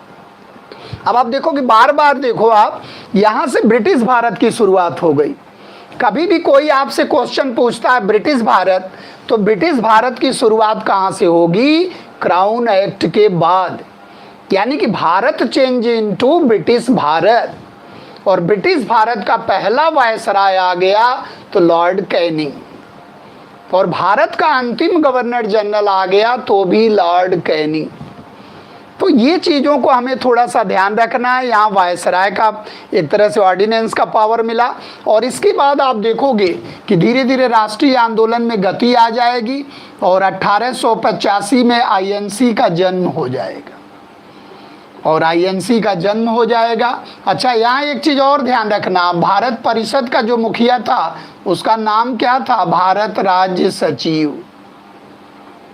ये जरूर याद रखना, लॉर्ड स्टैनले पहले भारत राज्य सचिव बने, यानी कि secretary for state of India, Bharat राज्य सचिव। जैसे आपने देखा होगा कि मार्ले मिंटो सुधार, 1909 वाले को क्या कहते हैं? मार्ले मिंटो सुधार। तो जो पहले नाम आए मार्ले, यानी कि वो भारत राज्य सचिव है, और मिंटो वो वायसराय है। जैसे मॉन्टेग्यू चेम्सफोर्ड सुधार, तो Montagu was secretary for state of India, Chelmsford was viceroy. तो Montford report, Montagu Chelmsford report, Morley Minto report, Morley Minto सुधार। तो ये चीज हमें ध्यान रखना है कि अब कौन सा पद हुआ? भारत राज्य सचिव। और भारत राज्य सचिव और इनके सदस्यों का वेतन, आपको आश्चर्य होगा कि ये भारी भरकम वेतन कहाँ से जाता था? भारत राजकोष से मिलता था। तो कितना बड़ा ये शोषण हुआ, और 1919 तक मिलता रहा, और 1919 में आप देखो कि इसकी संख्या घटा दी गई, और भारत में हाई कमिश्नर की नियुक्ति कर दी गई। यानी कि जब ब्रिटिश राजकोष से वेतन देने की बात हुई तो सदस्यों की संख्या ही घटा दी गई, और जब तक भारतीय राजकोष से वेतन जाता था तब तक लॉर्ड साहब की तरह ये वेतन लेते रहे। तो आप देखो कैसे भारत को किस कंडीशन में कैसे कैसे शोषण किया गया। तो अगर इस संवैधानिक विकास के चरित्र को आप नहीं समझोगे तो पूरा खेल ही नहीं समझ में आएगा कि कैसे कैसे डेवलपमेंट हो रहा। तो ये चीज़ ध्यान रखना। अब आईएनसी आ जाएगी, तो आईएनसी क्या मांग ले रही है? मांग कर रही है कि ये भारत राज्य सचिव को ख़त्म किया जाए, इंडिया हाउस को ख़त्म किया जाए। अब आईएनसी का पहले ही मांग क्या होता है कि ये इंडिया हाउस को ख़त्म किया जाए, जो शोषण का पर्याय बन चुका है। और आगे चल के आप देखोगे हुसैन बिलग्रामी और केजी गुप्ता और लॉर्ड सिन्हा वायसराय की कार्यकारिणी में बनेंगे भारतीय सदस्य 1909 में। और 1909 में ही आप देखोगे केजी गुप्ता और हुसैन बिलग्रामी यानी कि इंडिया हाउस में जो भारतीय सदस्य बनेंगे। और 1935 में इंडिया हाउस खत्म हो जाएगा, और 1947 में भारत राज्य सचिव का पद भी खत्म हो जाएगा। तो ये चीज़ एक डेवलपमेंट दिमाग में रहेगा, तो बहुत शार्प माइंड से आप करते चले जाओगे चीज़ों को।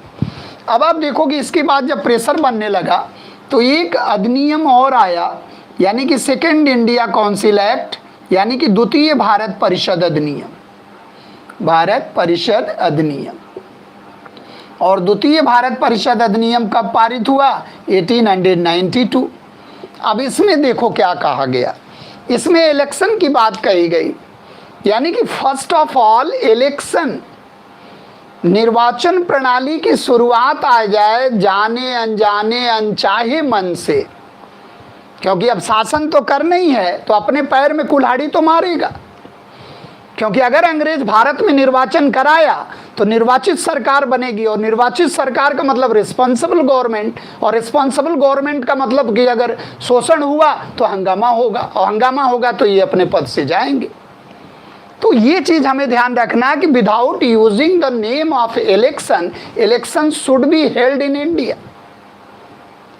तो यहां हमें ध्यान रखना है कि एक तरह से निर्वाचन प्रणाली की शुरुआत हो गई, और यही वो नारा लगाया गया कि अगर हमारा प्रतिनिधित्व नहीं होगा तो हम टैक्स नहीं देंगे। और यहां कहा गया कि बजट पर बहस करने का अधिकार, लेकिन वाद विवाद करने का अधिकार, लेकिन वोट देने का अधिकार नहीं मिला, मत विभाजन का अधिकार नहीं मिला, पूरक प्रश्न पूछने का अधिकार नहीं मिला, सार्वजनिक मुद्दों पर प्रश्न पूछने का अधिकार मिला, पूरक प्रश्न पूछने का अधिकार नहीं मिला। जो विपक्ष का एक ब्रह्मास्त्र है, जैसे आप अपने यहाँ देखते हो ना, प्रश्न पूछने का अधिकार, अल्पकालिक प्रश्न पूछने का अधिकार, स्टार्ड है, अनस्टार्ड है, जो अपने यहाँ ब्रह्मास्त्र हैं विपक्ष के, यानी कि सत्ता पक्ष पर नियंत्रण स्थापित करने के लिए जो ब्रह्मास्त्र मिले हैं, प्रश्न पूछना, पूरक प्रश्न पूछना, उसका विकास कहाँ से हो रहा है, तो उसको भी आपको ध्यान रखना। इसके बाद आप देखोगे कि थर्ड काउंसिल एक्ट आ जाएगा, जिसको हम लोग मार्ले मिंटो सुधार भी कहते हैं। मार्ले मिंटो सुधार या 1909 का भारत परिषद अधिनियम, भारत परिषद अधिनियम। अब यहां देखोगे आप, बजट पर डिबेट करने का राइट मिल गया, लेकिन अभी भी वोटिंग का राइट नहीं मिला। सार्वजनिक मुद्दों पर प्रश्न पूछने के साथ साथ आप पूरक प्रश्न पूछ सकते हो, लेकिन अभी भी मत देने का अधिकार नहीं मिला। यानी कि यहां तक आप देखो, और यहां कहा गया कि यहां इन्होंने क्या किया, एक सांप्रदायिक निर्वाचक मंडल का गठन कर दिया। भारत में इलेक्शन तो हुआ, लेकिन इन्होंने क्या किया कि सांप्रदायिकता फैला दिया, और सेपरेट इलेक्टोरेट फॉर मुस्लिम्स। अब यहां से आप देखोगे कि देश की स्थिति खराब होना शुरू हो गई, क्योंकि अन्य लोग भी मांग करेंगे हमें भी आप सेपरेट इलेक्टोरेट दो। कम्युनल इलेक्टोरेट इन्होंने दे दिया, जबकि जनरल इलेक्टोरेट होता है, सेपरेट इलेक्टोरेट नहीं होता है। अब आंग्ल भारतीय मांग करने लगे, ईसाई मांग करने लगे, सिख मांग करने लगे, जिनको 1919 की भारत शासन अधिनियम में मिल गया। तो यहां से चीजें अब देखोगे आप बिगड़ने लगेंगी, और यहां यानी कि यही जो मांग है, यही आगे चलकर सेपरेट मुस्लिम राष्ट्र के लिए नींव तैयार करेगी। तो 1906 में मुस्लिम लीग के स्थापना से सेपरेट मुस्लिम राष्ट्र नहीं बना। मार्ले मिंटो सुधार में जो चाल चली अंग्रेजों ने, डिवाइड एंड रूल का जो असली चेहरा अंग्रेजों का है, वो मार्ले मिंटो सुधार में दिखाई देगा। और ये चीज़ें आगे चलकर, और मार्ले ने मिंटो को लेटर में लिखा था, और उस पत्र में क्या कहा था कि हम नाग के दांत बो रहे हैं और इसकी फसल बड़ी कड़वी हो। तो ये चीज़ हमें ध्यान में रखना है कि यहाँ सेपरेट इलेक्टोरेट फॉर मुस्लिम्स हो गया, जिसके कारण में भारत में सांप्रदायिकता का वो रूप, क्योंकि अंग्रेज जानते थे कि ये ऐसा बीज हम बो रहे हैं जिसकी फसल इतनी कड़वी होगी कि वो सेपरेट मुस्लिम राष्ट्र के रूप में उभरेगी। और वही 1933 में रहमत अली खां, चौधरी रहमत अली खां के द्वारा पाकिस्तान के नाम से संबोधित किया गया, जिसको मोहम्मद इकबाल ने 1930 में इलाहाबाद कॉन्फ्रेंस के दौरान उसको स्वीकार किया, लेकिन वहाँ पाकिस्तान नाम नहीं आया। और जिसे जिन्ना मुस्लिम लीग के मंच से, यानी कि 1940 में सेपरेट मुस्लिम राष्ट्र यानी कि पाकिस्तान की मांग की।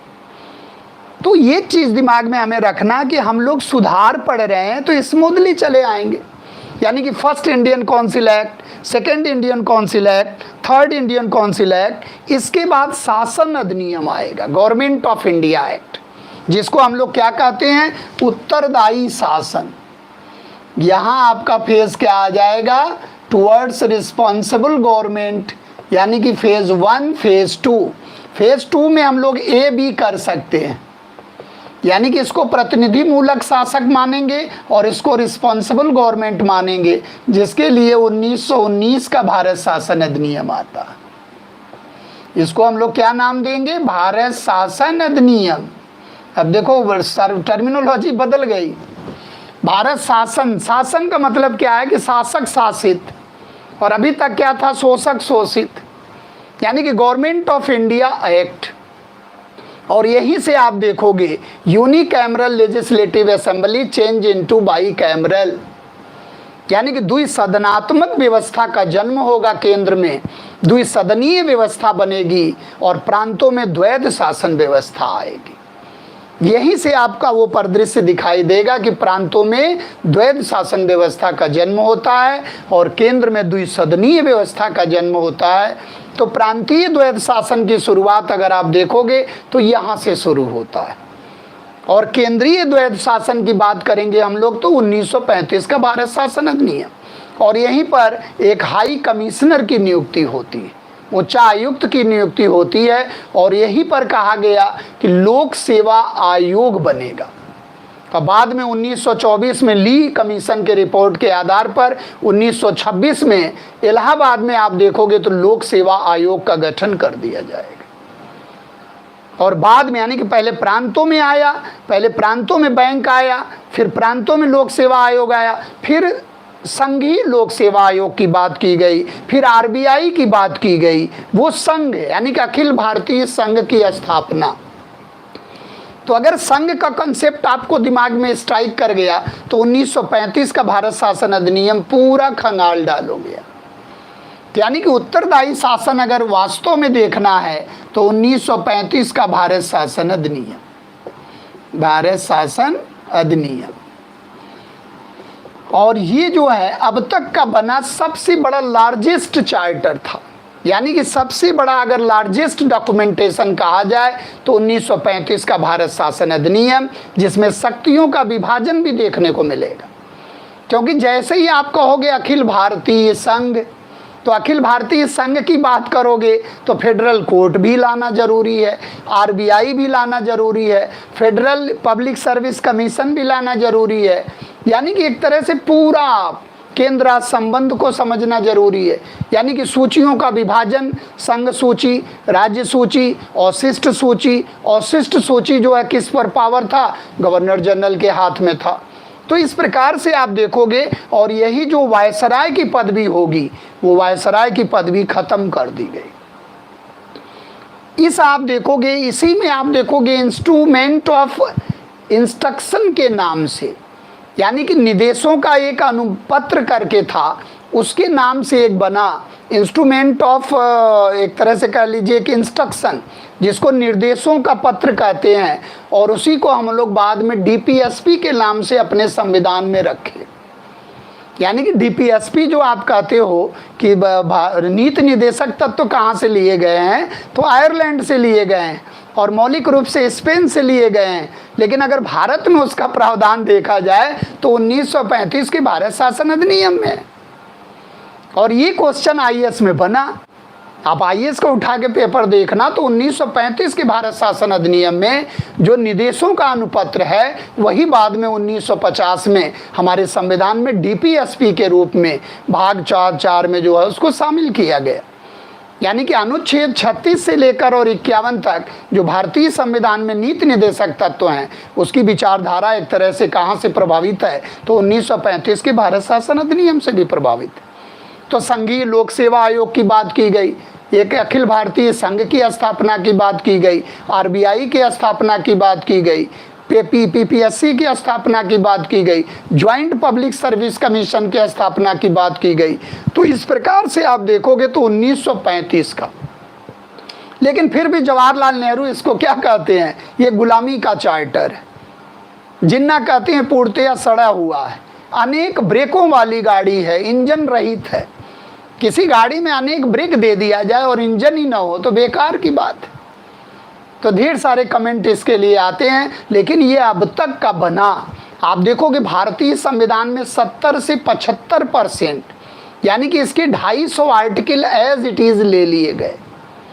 यानी कि भारतीय संविधान के इतना बड़ा होने का एक बहुत बड़ा कारण क्या था? 1935 का भारत शासन अधिनियम। इमरजेंसी पावर है, शक्तियों का विभाजन है, बहुत सी बातें आप देखोगे यहाँ से लिया गया। तो इस प्रकार से हम लोग इसको जो है, और इसमें आप देखोगे तो 321 आर्टिकल थे, 321 आर्टिकल थे, 10 अनुसूचियां थी। आप देखो इसमें एक तरह से कहोगे आप तो कितने, एक तरह से 14 भाग थे जो आप कहते हो सेक्शन भाग और पार्ट्स और अनुसूचियां, और आर्टिकल कितने थे 321। 395 आप सोचो भारतीय संविधान में आर्टिकल हैं और 321 आर्टिकल हैं किसमें, तो एक तरह से मिनी कॉन्स्टिट्यूशन का काम कर रहा। तो यहाँ आके भारत परिषद खत्म हो जाएगी। जो मांग यहाँ उठाई गई भारत परिषद को खत्म कर दिया जाए वो यहाँ खत्म हो रही, और भारत राज्य सचिव का पद जो है यहाँ समाप्त हो रहा है। यानी कि 1947 का भारतीय स्वाधीनता विधेयक, भारतीय स्वाधीनता विधेयक, भारतीय स्वाधीनता विधेयक जब पारित किया गया तो आप देखो 4 जुलाई को ये हाउस ऑफ कॉमन्स, फिर उसके बाद हाउस ऑफ लॉर्ड्स में आया 16 जुलाई को, 18 जुलाई को ब्रिटिश सम्राट जॉर्ज VI का हस्ताक्षर हुआ, और उसके बाद आप देखोगे कि 15 अगस्त को ये अधिनियम लागू कर दिया गया। यानी कि 15 अगस्त को भारत को आज़ादी मिल जाएगी, और इसके बाद आप देखोगे कि जो भारत राज्य सचिव का पद था वो भी समाप्त हो गया। तो इस प्रकार हम लोग ओवरऑल एक देखने का प्रयास किए कि ओवरऑल इसको कैसे समझोगे आप। अब अगर एक चीज़ ये आपके कमांड में आ गई तो आप देखो कि जैसे जैसे हम लोग इसको पूरा समझें ओवरऑल, ये आपके दिमाग से कभी भी नहीं उतरेगा। और इसको अब हम लोग इसको जब कल इसका स्टडी करेंगे तो इसका फास्ट अवलोकन कर सकते हैं, क्योंकि बातें आपके समझ में पूरी तरह आ गई हैं। अब हम एक आपको बताते हैं, रिव्यू देते हैं, जो आप भटक गए होंगे गवर्नर जनरल वायसराय में।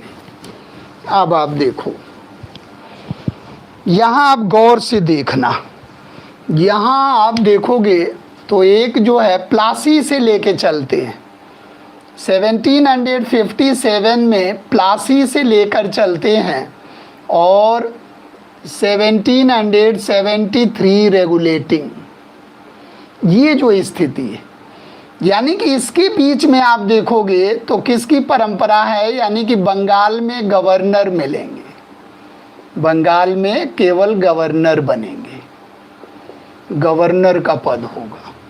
अब आप देखोगे कि यहाँ से लेकर अब यहाँ जो है तो यहाँ पहला गवर्नर कौन होगा, रॉबर्ट क्लाइव। और यहाँ जो है अब इधर आप देखोगे तो इधर भी है स्थिति और इधर भी है, यानी कि वॉरेन हेस्टिंग्स, वॉरेन हेस्टिंग्स।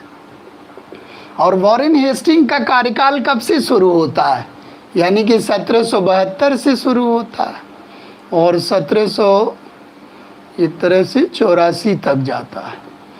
तो आप देखो कि वॉरेन हेस्टिंग क्या होगा, ये बंगाल, ये जो परंपरा शुरू हुई है ये यहाँ समाप्त होगी, और जब यहाँ समाप्त होगी तो ये बंगाल का अंतिम गवर्नर भी होगा और बंगाल का प्रथम गवर्नर जनरल भी होगा। यानी कि यहाँ से आप देखोगे और यहाँ तक 1833 तक ये परंपरा किस नाम से जानी जाती है, तो ये बंगाल में गवर्नर जनरल के नाम से जानी जाती है, बंगाल में गवर्नर जनरल। अब जब बंगाल में गवर्नर जनरल के नाम से जानी जाएगी तो यानी कि यही परंपरा जो यहाँ चल रही है यहाँ एंड कर जाएगी। तो यहाँ आप देखोगे कि यहाँ भी डबल क्रेडिट मिलेगी। और यहाँ कौन है, Lord William Bentinck, Lord William Bentinck. और लॉर्ड विलियम बेंटिंग को आप देखोगे कि ये 1833 से पहले भी हैं और 1833 के बाद भी हैं। तो अब आप ध्यान से गौर से देखो आप कि बंगाल में जो गवर्नर जनरल की परंपरा शुरू हुई वो एंड करेगी कहाँ, 1833 से पहले, और इन्हें फिर पावर मिल जाएगा क्या, यही पूरे भारत के गवर्नर जनरल बन जाएंगे। तब वहां से वो विद्रोह शुरू होगा कि ये पक्षपात कर जाएंगे बंगाल के बारे में। तो बंगाल के लिए अलग लेफ्टिनेंट गवर्नर की मांग की जाने लगी यहाँ से। यानी कि अन्य प्रेसिडेंसियों का ये एतराज़ होने लगा कि ये बंगाल का भी गवर्नर हैं, गवर्नर जनरल हैं, और भारत का भी गवर्नर जनरल है। तो ये चीज़ हमको ध्यान में रखना है कि लॉर्ड विलियम बेंटिंक बंगाल के अंतिम गवर्नर जनरल भी हैं और यही भारत के पहले गवर्नर जनरल भी कहलाए। तो who was the first governor general of India? Lord William Bentinck. But who was the last governor general of Bengal? Lord William Bentinck. अब इसके बाद ये जो परंपरा शुरू हुई, ये आप देखोगे कि 1858 के क्राउन एक्ट तक चलेगी। अब यहाँ आप समझना इसको, क्राउन एक्ट। अब क्राउन एक्ट में आप देखोगे तो कौन सा व्यक्ति है? Lord Canning. और लॉर्ड कैनिंग का कार्यकाल आप देखोगे तो 1856 से लेकर 1862 तक। तो इसका मतलब इसी में आएगा क्या? 1858। तो इधर भी है, इधर भी है, क्योंकि आप ध्यान नहीं दोगे तो स्लिप कर जाओगे। यानी कि भारत का अंतिम गवर्नर जनरल आ जाए तो लॉर्ड कैनिंग, और ब्रिटिश भारत का पहला वायसराय आ जाए तो लॉर्ड कैनिंग। यानी कि Lord Canning was not only the last governor general of India but also he was known as the first viceroy of British India. इसको दिमाग में रखना, आप पूरी तरह से बैठा लेना और वीडियो को पॉज करके पूरा सुनना। इसके बाद अब देखो वायसराय का टाइटल, और हमने कहा कि वायसराय का टाइटल कब खत्म हो गया? तो वायसराय का टाइटल आप देखोगे इस दौर में खत्म हो गया, और 1835 का जो बना था वो 37 में लागू हुआ, और 37 में ही प्रांतीय चुनाव हुआ, क्योंकि प्रांत को स्वतंत्र घोषित कर दिया गया था। तो यहाँ वायसराय की पदवी हट गई, और जब वायसराय की पदवी हट जाएगी तो यहाँ लास्ट वायसराय कौन होगा? Lord Linlithgow. लॉर्ड लिनलिथगो ये आएगा। अगस्त प्रस्ताव आप पढ़े होंगे पॉलिटी में कि अगस्त प्रस्ताव किसके द्वारा प्रस्तुत किया गया? ब्रिटिश भारत का अंतिम वायसराय लॉर्ड लिनलिथगो के द्वारा। और इसके बाद आप देखोगे कि जो लॉर्ड वेवेल आएंगे, लॉर्ड वेवेल आएंगे, और लॉर्ड वेवेल के बाद आएंगे माउंट बेटन, और माउंट बेटन के बाद आएंगे राजगोपालाचारी आएंगे। अब आप देखो यहाँ गौर से समझना, आप आज़ादी के पहले यानी कि 1947 से पहले भी हैं और बाद में भी। अब आप देखो यानी कि माउंट बेटन आप देखोगे तो मार्च 1947 में आएंगे और 48 में चार्ज देंगे, जून 48 में राजगोपालाचारी को चार्ज देंगे। यानी कि आज़ादी से ठीक पहले कौन है? Lord Mountbatten. आज़ादी के समय में भी कौन है? Lord Mountbatten. और आज़ादी के बाद भी हैं कौन? Lord Mountbatten. तो यानी कि ये क्या है कि आज़ाद भारत के पहले गवर्नर जनरल भी होंगे, और आज़ाद भारत के पहले भारतीय गवर्नर जनरल आए तब राजगोपालाचारी को लगाना है। तो अगर आप इसको अच्छी तरह नहीं पढ़ोगे तो हैंग कर जाएगा दिमाग, और अच्छी तरह इसको पढ़ोगे तो सिस्टमेटिक डेवलपमेंट जब हम लोग पूरा पढ़ लेंगे तो फिर आपको लगेगा एकदम रिलैक्स होके आप लिखोगे, क्योंकि मेंस में तभी नंबर मिलेगा जब कंटिन्यूटी एंड सर्वाइवल हो पूरी तरह, यानी कि कंटिन्यूएशन हो, सातत्य हो, निरंतरता हो।